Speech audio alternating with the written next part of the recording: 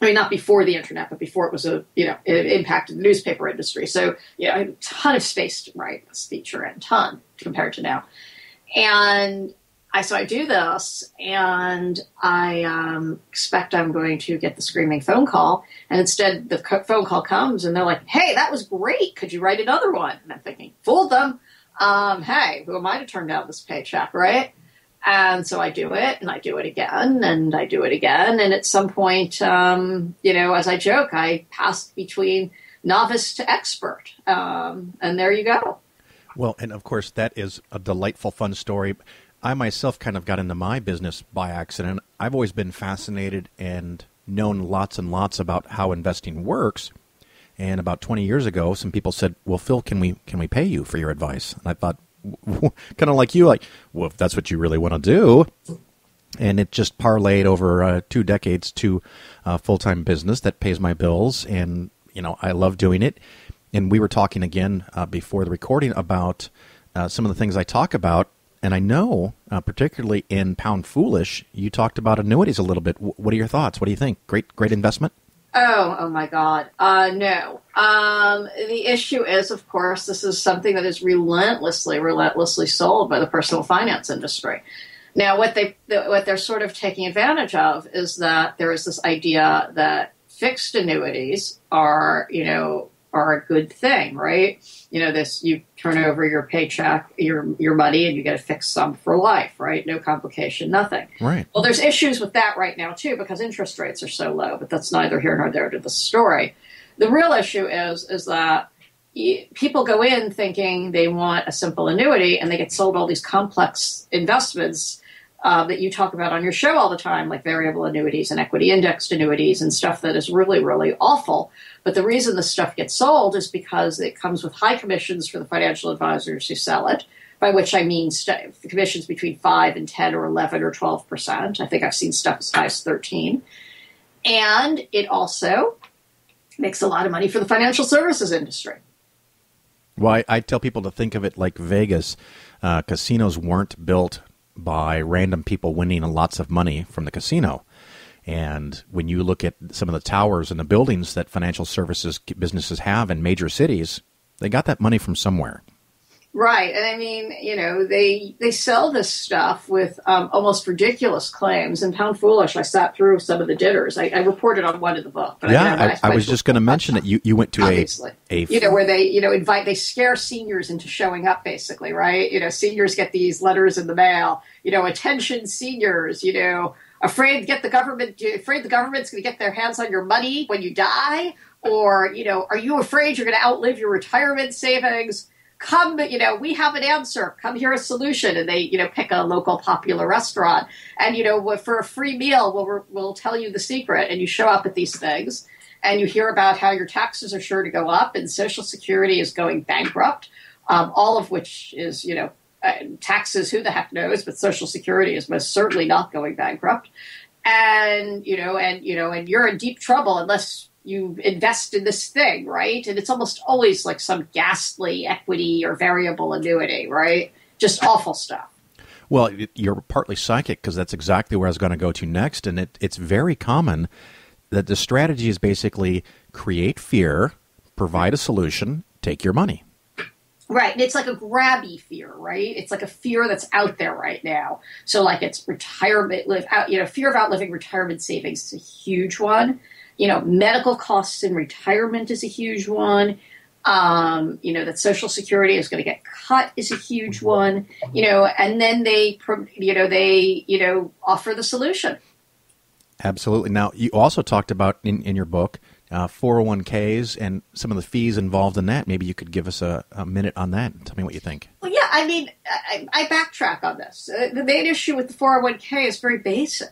It's not meant to do what we have it doing right now.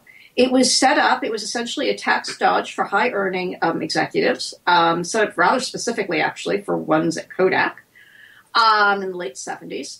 It is in no way ever meant to be a primary savings vehicle for retirement. It is supposed to be a satellite savings to a pension of some sort and Social Security, the traditional three-legged stool, right? And what happened is this thing comes about, And then an enterprising lawyer gets the Reagan administration to agree that businesses could offer this to everybody, not just high-earning executives. And then the companies quickly realize that this is a heck of a lot cheaper than a pension. Right. We don't live in a country where people have a guaranteed right to anything, really, besides Social Security and Medicare. So the result is that over time, companies start cutting their pensions. So to give the example, in the early 80s, about 60% of all employees were eligible for a pension. I mean, you had to stick around for at least 10 years, but at least you were eligible, right? You were working at a job where it was a potential. Today, in the private sector, that's less than 5%. Right. And I think you mentioned in the book that a vast majority of the money in 401ks is going to the people that already have wealth. Right. Well, the other issue becomes is who can afford to save. I mean, we live in this country where incomes have been stagnating and really have not gone up much at all for like 30 years when you put them into constant dollars, right? At the same time, of course, housing, healthcare, education has gone up at rates well beyond inflation for huge chunks of that period, right? And so the result is the people who can afford to save generally are at the highest end of the income spectrum. In Scandinavia, they actually took a look at this because, of course, they're better than us, right? Among other things they're better at is they keep better records than us. And they were able to basically document the fact that all that tax-advantaged savings accounts do is get people to shift how they're going to save. That the people were saving as much before they were introduced as after, but the difference is that people put them in the tax-advantaged accounts. So the people who couldn't afford to save weren't saving anymore, and the people who were saving already just continued saving. All it did was cost the government some money in tax monies. It cost the government tax money, and the people that had the most wealth were once again able to avoid more taxes. Right. So the people who avoided the taxes were the people who needed to least avoid the taxes, basically. Now, you also told a story, and I'm going to let you tell it again if you can off the top of your head. I know I'm putting you on the spot, but it cracks me up, and my listeners might be skeptical if I tell it. You mentioned a company that got sued by its employees over their 401k, Ameriprise. Do you remember that story? Oh, yeah. I mean, it's hysterical, right? Like, their own employees sued them for putting them in their own mutual funds. I mean, and so if I can summarize this correctly, the 401k investment options were so bad with the Ameriprise 401k, which was Ameriprise products, that the employees of Ameriprise sued Ameriprise for shitty investments. Right. That is exactly what happened. And it's simply astonishing. I mean, and then they turn around and try to sell this to other people. And they do. Right. Because, what's in your 401k is supposedly under a fiduciary standard. You're supposed to be what do you mean low-cost supposedly? Investment vehicles. That's what people think? Mm-hmm. But it's not. Am I missing something? No, they are. I mean, but the question is what's suitable and what's not. And what tends to happen is people who work for large firms now, and not so much 10 years ago, but now, are generally in decent shape with this, not, with what's being offered in their 401ks. The real issue is coming in with the small companies where people simply don't have the time to do due diligence, and they're being sold on Lord alone knows what, and by record keepers and administrators who have massive conflicts of interest in what they're offering, and as I say, I mean, I'm pretty sure I said this in Pound Foolish, and I've certainly said it elsewhere. In the music industry, they call this payola, right? Right. Pay to play, It's a real problem, and people simply don't realize it. Well, I once had a client that, let's say he had $100,000 in his company's 401k, and it's a small company, and the owner switched to a new 401k provider, and all of the new funds had a 5% front-end load, which is totally absurd. Indeed, but it was legal.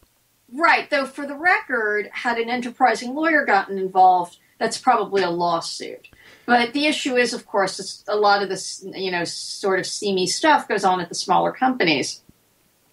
And, if you're a lawyer, I mean, realistically, and this isn't a lawyer bash, I mean, you've got to earn a living too, and they're more likely to go after the big companies for doing this for obvious reasons. And so he and every single employee lost 5% of all their 401k money, and then the advisor disappeared, and they couldn't get any service, and it turns out later that it was one of the owner's brother-in-law. Yeah, and that could have been a lawsuit right there too. Probably. Yeah, so the conflict of interest of kind of thing. So we kind of mentioned it real quick, and I talk about it all the time, and I wonder if you could go over it before we get to our break. And then after that, I want to talk about some of the oracles that are out there, people like Susie Orman and Dave Ramsey.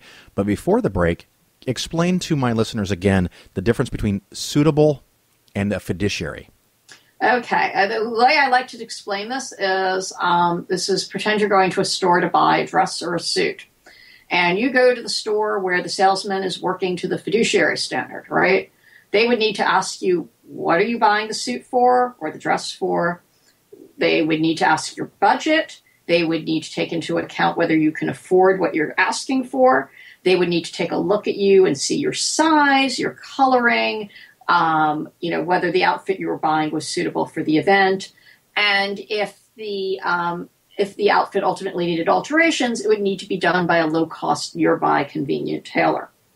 Now, let's say you go off to the store where the salesperson is working to the suitability standard, which is, in fact, what's true when you buy an outfit, right? And we all know this. Right. We don't think of it that way, though.